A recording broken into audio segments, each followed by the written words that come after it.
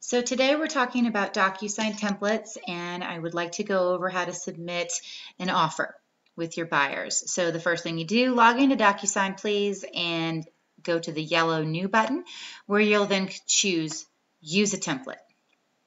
Choose the residential sales contract, and it should have my name next to it. If it doesn't, it may not be from the Columbia market.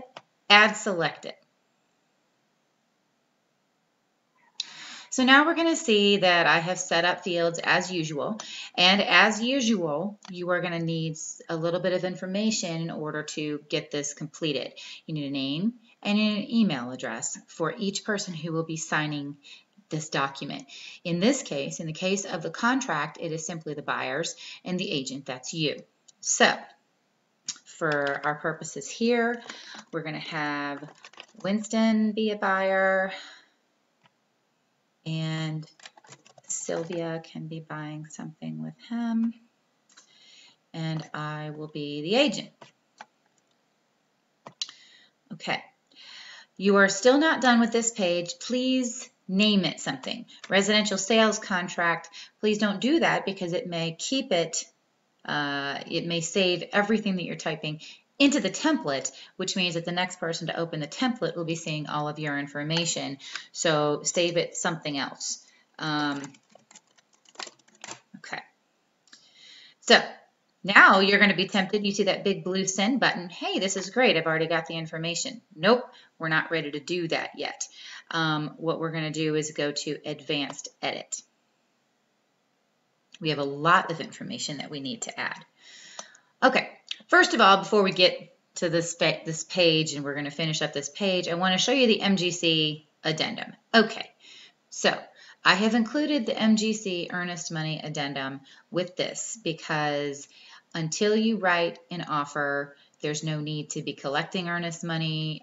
We're going to assume that you're going to give it to MGC unless, however, you have spoken with your buyer and they have a particular attorney that they would like to use. I would like to suggest that if they have an attorney different from MGC that they know they want to use, that you have your buyer write out the earnest money check to that attorney. It will be a lot easier.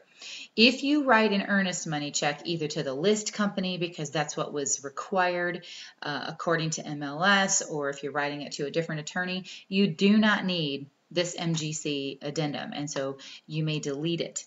Okay. If that's the case, you will need our other earnest money addendum to be signed, and that is in paperless, of course, and you can get that done.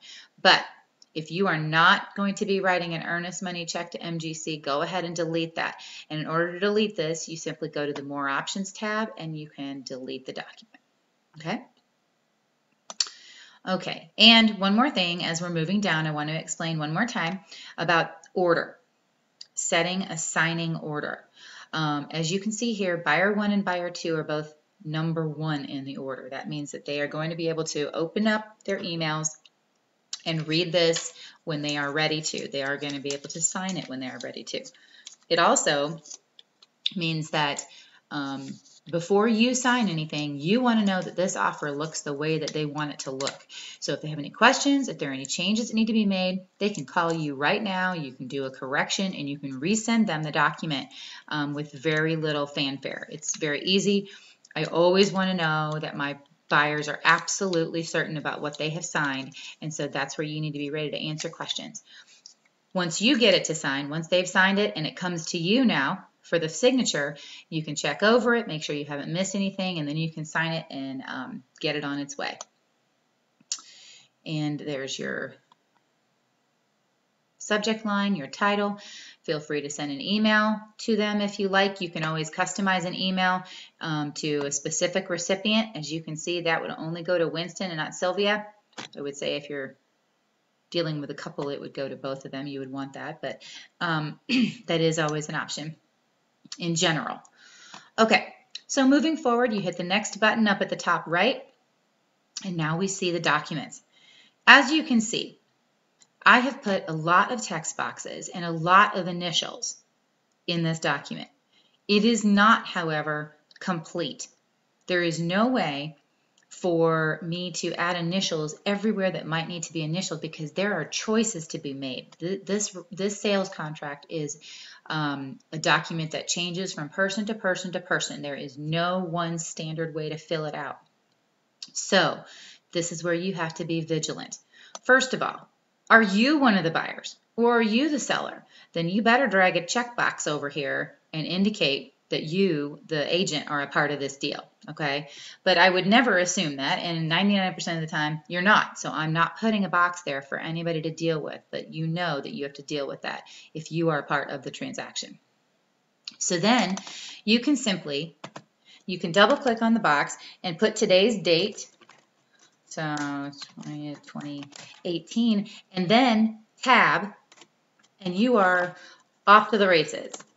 And you just keep tabbing, and you just keep typing in the information that you need, and you can tab, and that's what makes it very simple. It just keeps moving, and you can really move along in your completion of this document. I've already indicated the initials and the fact that these are clients because, of course, they are. Okay. Here are the basic text boxes that you're going to need to fill out with a property. If there is no subdivision, for instance, then you can go ahead and just drag the box away. It simplifies things. If you're not going to use a box or a checkbox, it does simplify things to remove it from the document altogether. A lot of times I have just put those boxes there to remind you to do something with it, or maybe there's a quick choice to be made and you can just click on it real quick. But a lot of times it will prompt you. It wants you to do something with these boxes.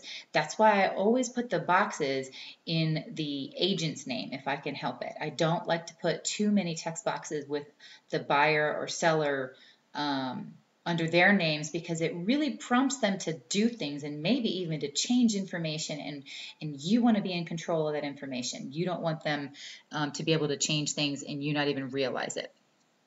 Okay, so put the information that you need in there, just keep tabbing. Now you got earnest money. Is it being paid by check? Is it going to be wired? Okay, so there's right there, that's a question that you need to answer. Then, who will the earnest money be held by? If they don't have a preference in attorney, we don't know what's happening, go ahead and have MGC hold it. MGC can get it to any closing attorney, and that's what does happen. But it does seem to be a little bit easier to have this conversation with your client. Do you have a preferred attorney that you would like to use for this closing? Perhaps the property you're buying has an attorney that's already been established. Perhaps it's a foreclosure and there is a set attorney that will be handling this. Make the earnest money out to that attorney that will be handling the closing, and that will simplify matters greatly as you approach closing. So go ahead and indicate who will be holding that money. As you can see, buyer's initials are already set up there. You don't have to worry about that. Okay, the next thing you see is closing costs. Well, I don't have any initials there because I don't know. It depends on the deal as to who's going to pay those closing costs. Just drag the initials that you need, okay?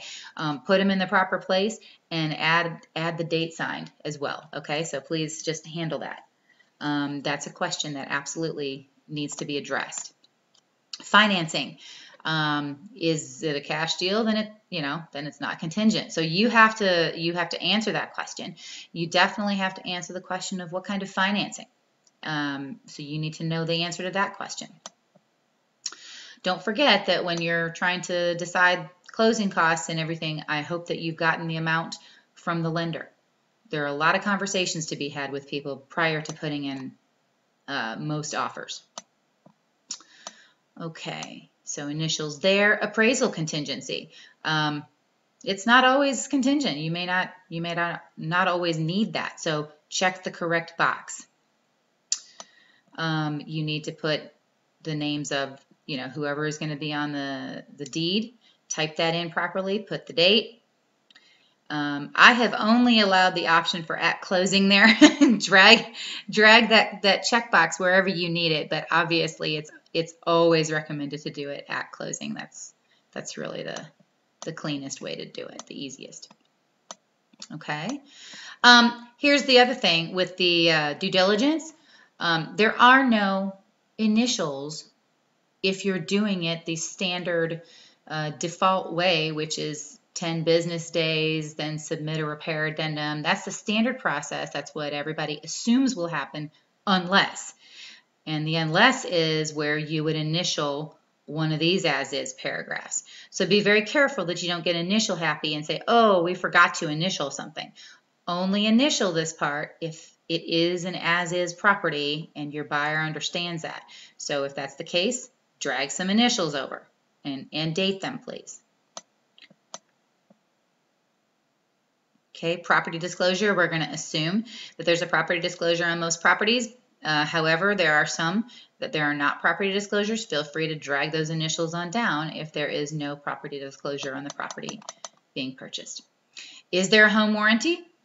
Not always, but many times. So I have gone ahead and filled in these sections for you to check off and to provide a little bit of information with.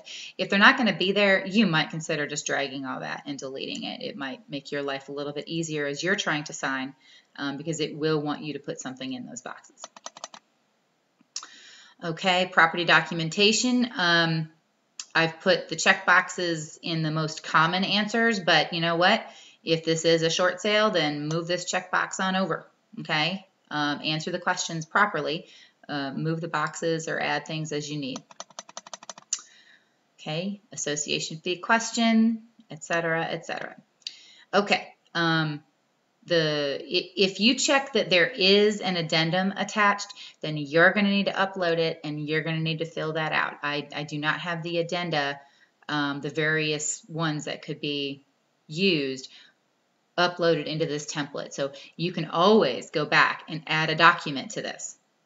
Okay, so make sure that you are including everything that is needed in your offer.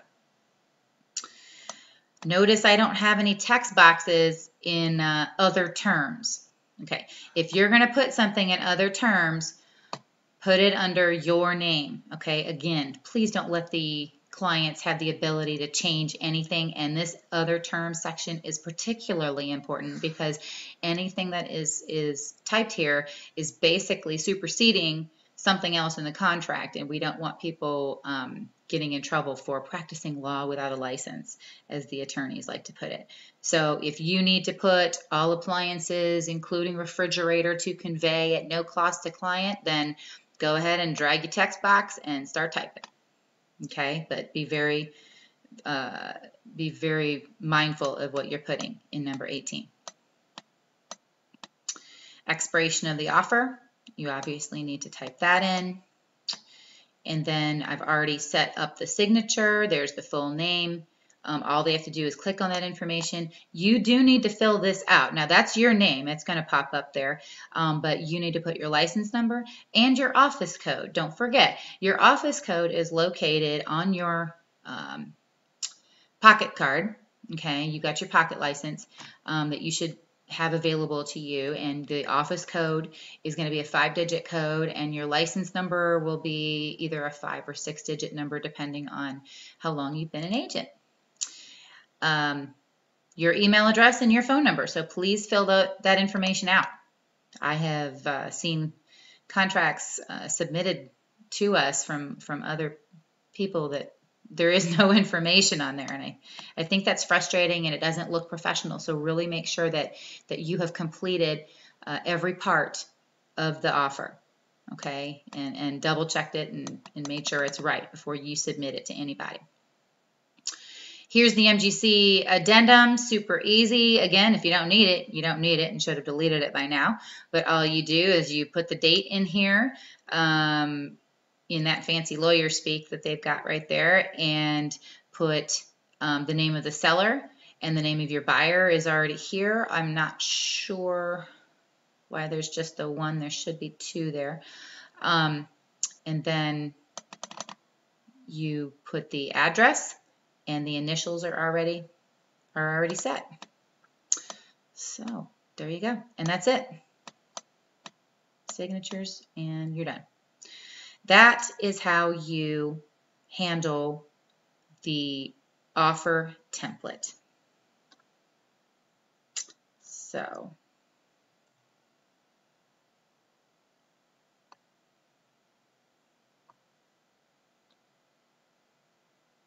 If you have any questions, please let me know.